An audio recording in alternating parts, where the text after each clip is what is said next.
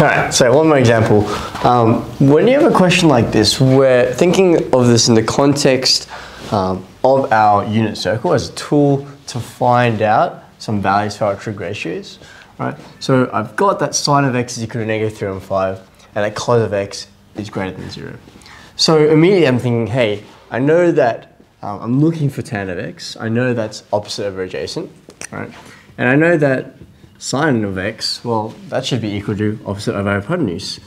But how does it make sense that we've got a negative value going on? Right, and you know now from your unit circle that we have particular values being positive and negative in each quadrant.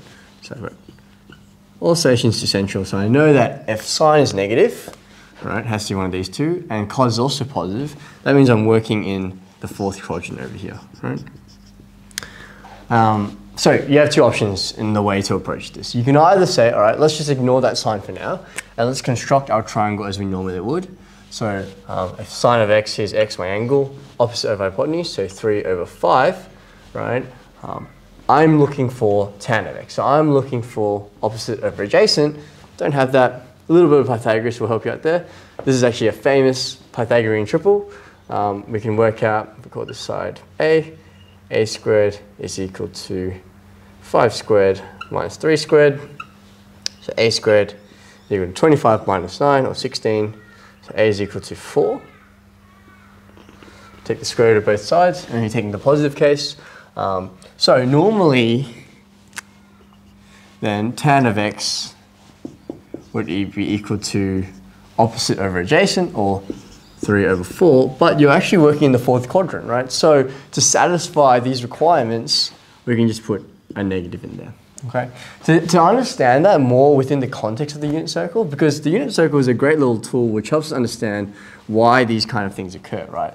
If you draw out your triangle like so, really what's going on, you've got a triangle that looks like this, right? So here's your x angle, and our triangle is kind of actually flipped upside down. So what it's going to look like is you've got a hypotenuse of 5, opposite is 3, and this is going to be 4 here. So in reality, what we actually have is we have tan of x being equal to opposite over adjacent, right? But this opposite, you can see that this value of 3, we're actually going down for the negative values of y, is going to be negative 3 on 4, right? So two ways to kind of approach this. You can either set up the equation, ignore initially these conditions, just draw a normal triangle, and then think about the conditions later on, or you can just go from the beginning and think about it in the context of the unit circle.